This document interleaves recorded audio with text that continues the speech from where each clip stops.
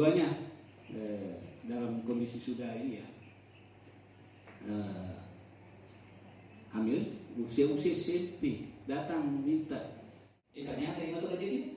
Ya dia pasti Korea akhirnya tidak tahu. Malah karena ini kenapa dia nggak bisa makan atau mapakor. Ada kejadian seperti itu, ya sehingga dia pasti Korea. Ya, tapi karena tidak sekolahnya, anak ini tidak paham.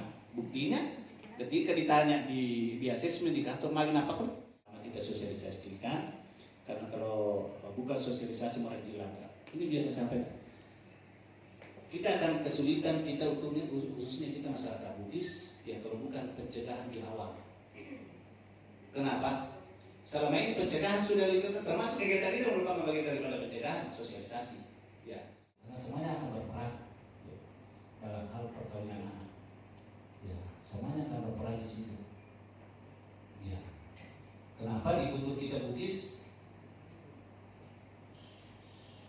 minimal 3 bulan sebelum hari H, maka tanggal tahun dibicarakan dulu ya, yang namanya perkawinan. Ya. Bahkan ada 4 bulan, bahkan ada 5 bulan. Artinya makanya jadi akhirnya ke Buddhis. Ya.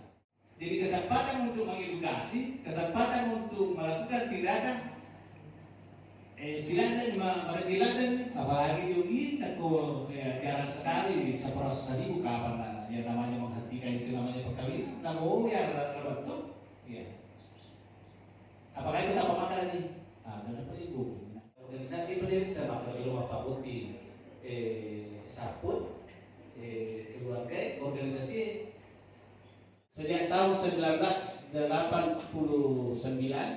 yang namanya perlindungan anak itu sudah digemakan, sudah dilakukan. Ya. Tahun 1990 alhamdulillah Indonesia sudah meratifikasi dalam bentuk undang-undang perlindungan anak. Terus di provinsi ada Pirda, di kabupaten ada Pirdanya, dan sudah ada beberapa peraturan bupati yang dibuat untuk itu. Tetapi selama ini jalan edukasi itu hanya saya dengar cerita bahwa banyak tenaga medis pergi lihat tukang buka, ya, dan itu betul. Ya anaknya sekarang sudah selesai kuliah, ya seperti itu. Jadi waktu saya cerita kondisi ini di Balai KB Meniampajo di hadapan para kader, apakah mati kader? Lanjutannya, matau malu anak-anak, ya, yang kena tambahi. Aja na ay timandre bale bito gangame ya iya aja si mandre bale aja timandre cumi-cumi mabolong ame masuk kaya ay timandre bukang megama karame-karamena nasu. Waktu saya singgung ini pembicara berikutnya adalah ketua IDI ya waktu itu boleh sampaikan tidak ada rasa Pak Borobudur itu tujuannya untuk membesarkan, tidak ada. Tidak ada. Seperti jadi ini mungkin hal apa namanya saya ikut pernah nanti lihat siapa bu tadi emak gak macet sila suruh macet seperti itu misalnya. Jadi sering dia disuruh akhirnya anaknya lahir katanya 1,3 waktu itu 1,3 banyak. Jadi itu edukasi seperti ini kan melanggar hak anak ya. Tapi itu berlangsung di masyarakat secara turun-temurun. Usia dewasa menikah itu daripada usia 21 tahun bagi perempuan. Ya. Kalau bagi laki-laki 25 tahun. Ya. Dia terlama ke petak tahun pada kurungnya sirah. Ya, tapi pas mau hidup 21. Ya. Seperti itu jadi. Adapun yang populer sekarang 19 tahun.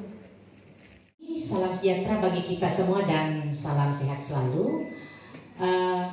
Izin Ibu Bapak, kebetulan hari ini kita bertemu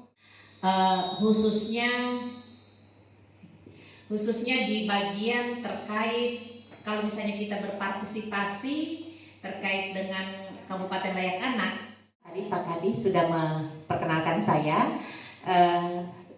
Saya orang Wajo asli. Orang tua saya orang Wajo, saya orang Sabang Paru, asli Liu. Iya, saya juga dulu SD saya di Liu. SDN dulu masih 246 botol, dan kemarin kalau tidak salah saya lihat sudah ada yang saya kirim itu Pak Kadis. Ternyata itu dari sekolah saya itu dulu, yang SD 291 Liu, sekarang berubah. Kita mencoba melihat beberapa kasus kekerasan, khususnya di Indonesia. Sebenarnya mungkin ini sama halnya juga dengan di Wajo. Kita bisa menemukan ada kekerasan fisik, psikis, penantaran, ekonomi. Lama-lama, kemudian ketika dia sudah tidak bisa lepas dari laki-laki ini mulailah dia ajak untuk keluar daerah. Disitulah mulai. Situ mulai. Orang tuanya baru sadar ketika anaknya sudah tidak ada di rumah, karena sudah berapa hari kenapa ini anak ini tidak pulang-pulang. Kemudian kami menelusuri. Waktu itu ini kejadiannya di Sulawesi Barat. Kami minta tolong ke bandara untuk melihat CCTV. CCTV ternyata betul anak ini dibawa keluar. Itu kemudian kita minta tolong ke kepolisian, ternyata sudah terdeteksi anak ini sudah ada di Bali. Lagi Pak, menjadi korban perkawinan anak, kemudian menjadi korban trafficking, perdagangan orang. Kenapa perdagangan orang? Karena ternyata modusnya biasanya dikawini, setelah itu dijual. Bapak, mungkin kita perlu melihat situasi-situasi anak, ini yang paling rentan. Ada 15 kategori anak yang membutuhkan perlindungan khusus. Selain tadi memang bahwa semua anak wajib misalnya mendapatkan layanan pendidikan, akte kelahiran dan sebagainya, tetapi yang lebih dalam lagi yang terkait dengan klaster 5 tadi itu ada. Saya pergi kerimbat dengan seorang kebetulan dulu di Mamuju, saya ada langganan di Mamuju. Isu magic itu untuk memperbesar alat kelamin. Mohon maaf, ini kita sudah dewasa semua. Tetapi ini ternyata mudah. Jangan sampai pikiran kita ini anak kita itu tidak keluar dari kotak, ternyata itu jauh. Menarik sekali apa yang didiskusikan pada hari ini. Kami dari Institut Ilmu Hukum dan Ilmu Ekonomi dan Keadilan, kegiatan pemberdayaan masyarakat dalam bentuk KKN, mahasiswa kami memang kami mewajibkan mahasiswa kami di lokasi KKN-nya itu mengangkat 3 isu. Pertama, isu tentang pendidikan demokrasi, kemudian isu tentang perlindungan perempuan dan anak. Nah, terkait dengan isu yang terakhir ini, perlindungan perempuan dan anak, bahkan setiap kami melakukan KKRT di masyarakat, kami menghasilkan beberapa regulasi peraturan desa akan melakukan kerjasama pemenuhan sumber daya manusia itu untuk melakukan sosialisasi terkait dengan psikologi bahwa nanti sebelum mahasiswa kami turun ke lapangan, kami mengundang nanti untuk melakukan pembekalan kepada mahasiswa kami untuk melakukan, karena juga metode yang kita lakukan di kampus itu kita tidak lagi melakukan sosialisasi seperti ini. Kami membuat selebaran, kemudian kami datangi rumah ke rumah, dan itu hanya disampaikan kepada orang per orang supaya ini lebih tidak lagi 10 kali 5 masyarakat ya ditempuh. Itu yang sudah kami lakukan di perguruan tinggi kami terkait dengan potensi, hambatan dan strategi yang kami lakukan. Universitas Lamongan Pak ya, itu sudah punya potensi dan sudah melakukan. Nah, tinggal kita mungkin misalnya perlu ada tema khusus, misalnya setiap ada KKN misalnya mungkin isu apa yang perlu diperkuat di desa. Yang paling penting mungkin memang saat ini kami support dari UNICEF juga, pemerintah Kabupaten Wajo, kami berusaha lagi melakukan upaya untuk pendataan Pak situasi anak yang ada di desa. Kemudian yang kedua mungkin misalnya bisa juga memperkuat, misalnya membantu. Terjadi adalah perundungan. Itu yang di Kempelen, yang di Tendang, ya seperti yang terjadi di Bulukumba kemarin. Dan tahun 2014 kalau tidak salah, saya pendamping Kabupaten paling sayang anak satu wujud. Iya. Jadi tinggal ada apa kita padukan. Ada NGO ya, ada beberapa LSM yang memang aktif di bidang perlindungan anak. Kita dari perguruan tinggi ya. Regulasinya ya, bahkan 2008, 2010 itu ada regulasi yang berupa perda ya. Terdapat perlindungan anak dan kita termasuk kedua di Indonesia yang membuat perda perlindungan anak. Nah, kalau kita tidak lakukan itu kabar dosa karena itu kewajiban. Iya. Tapi itu Baik. Dilakukan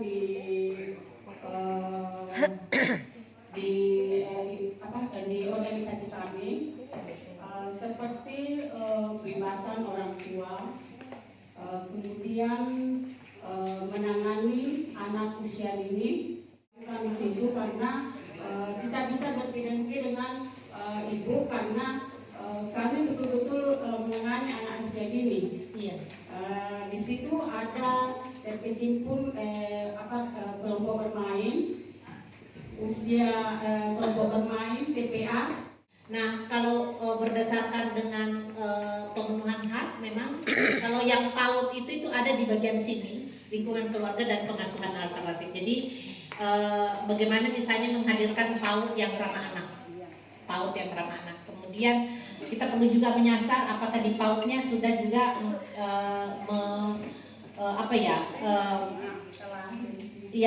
terkait dengan akte lahirnya. Mensosialisasikan kepada anak PAUD dengan cara anak-anak itu kan suka mewarnai itu.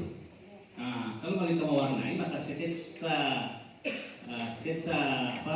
dasar untuk mewarnainya itu bisa untuk misalnya yang dia warnai itu adalah sarjana supaya tergambar untuk terus sekolah artinya edukasi sejak sekolah mungkin gambar sarjana mereka warnai sehingga tertulis sarjana. Karena kalau tidak tulisan sarjananya nanti bilang lulus mengaji karena sekarang yang pakai program itu bukan hanya sarjana. Nah, itu kami berdayakan.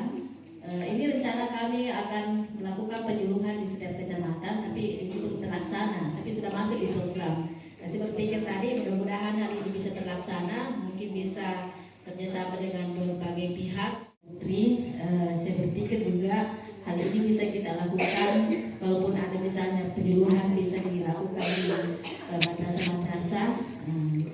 Kemudian juga sudah berjalan BRUS yang dilakoni oleh para penyuluh kita mengalihkan terusan.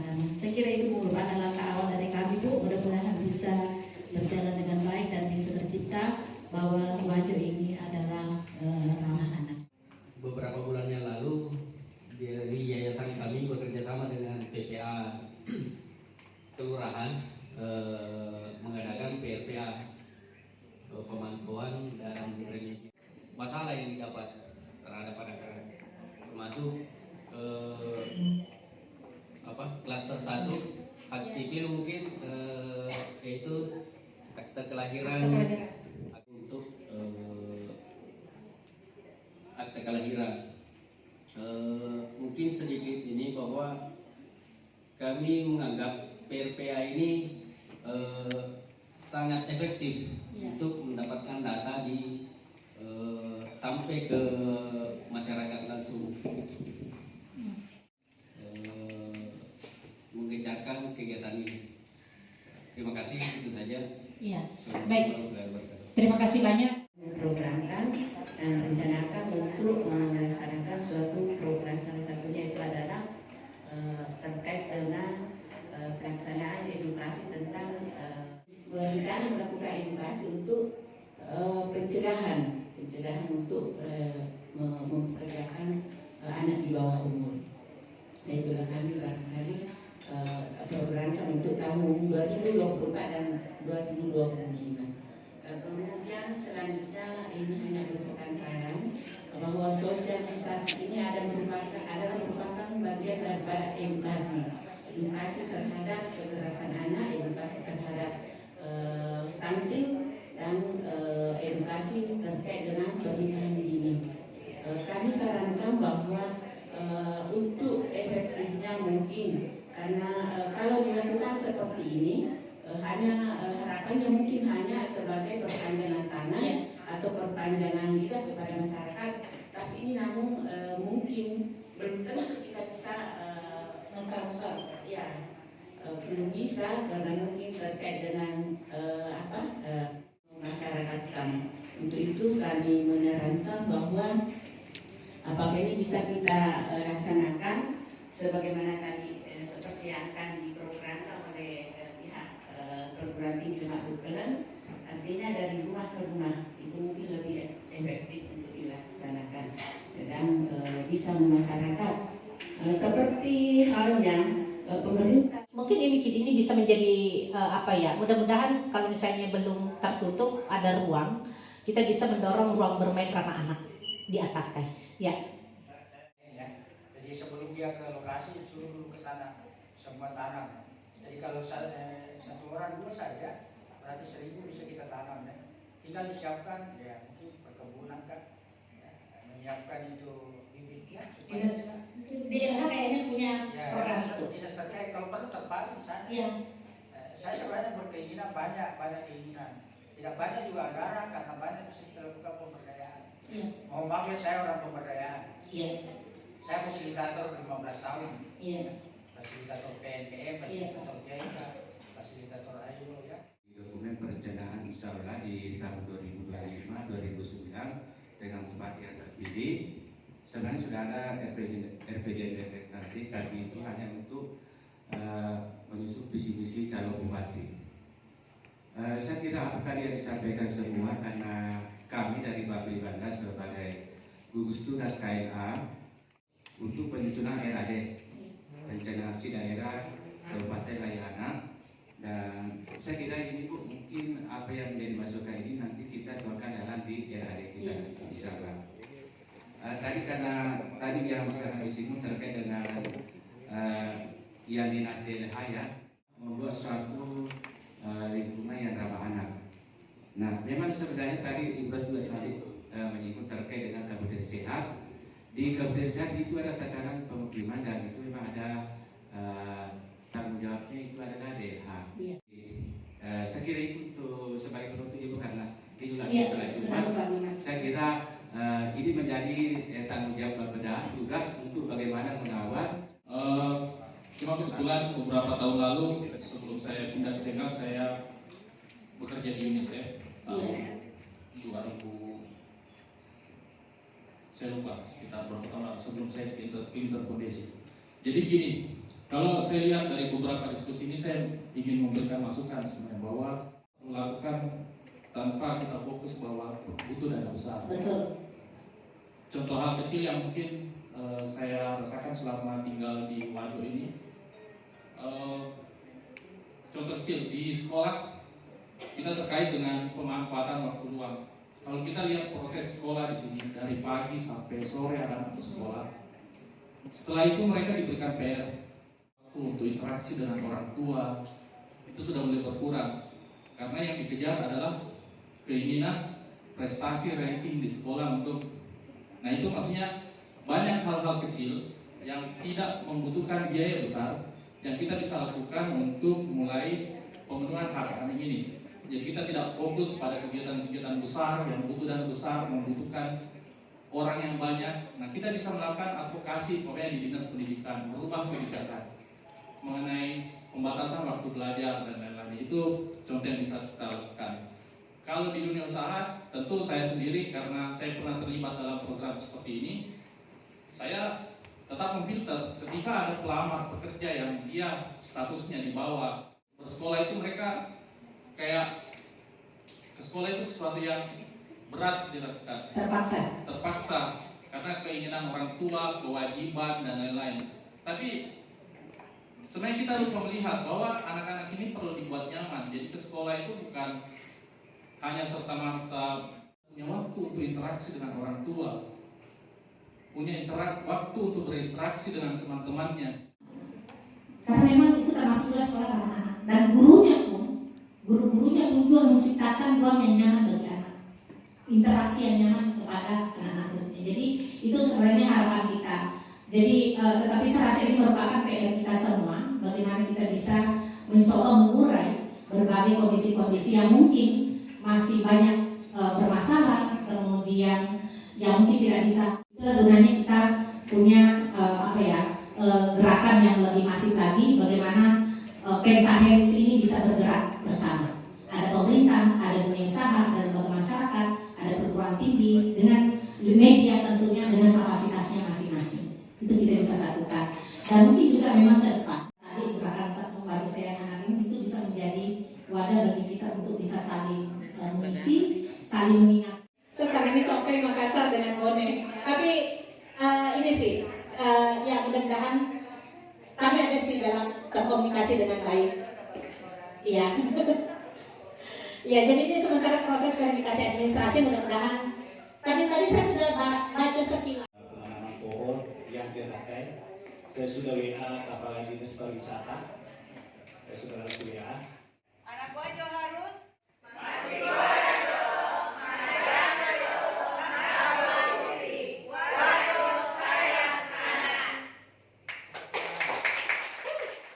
Bismillahirrahmanirrahim. Assalamualaikum warahmatullahi wabarakatuh.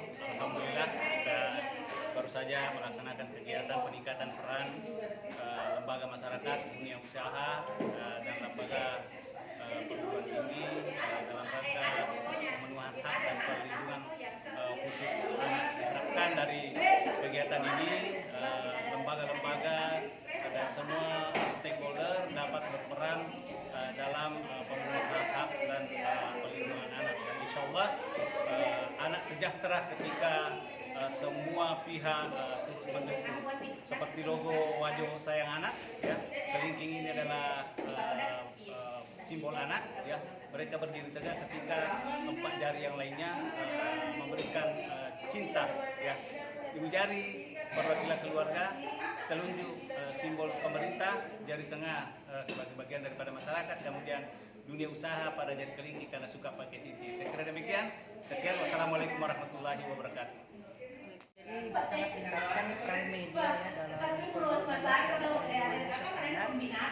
Seperti misalnya ketika ada kegiatan-kegiatan yang tujuannya untuk anak, kemudian terkait dengan apapun itu untuk kepentingan anak, maka media harus hadir untuk memberitakan atau menyampaikan informasi ini kepada masyarakat. Jadi itu merupakan peran dari media massa dalam pemenuhan hak dan perlindungan khusus anak. Buat sebuah berita ya terkait anak, kasus anak misalnya, media itu harus tetap memegang teguh kode jurnalistik. Tidak boleh secara terang-terangan menulis nama entah anak itu sebagai korban atau pelaku, maka harus tersamar saja. Jadi ada inisial nama, alamat ataupun identitas dari orang tua anak tersebut. Jadi itu harus tetap tersamar dan kemudian fotonya juga harus tidak boleh menampakkan wajah dari korban ataupun pelaku anak tersebut. Harus di blur. anak bojo harus masih sekolah jodoh, jangan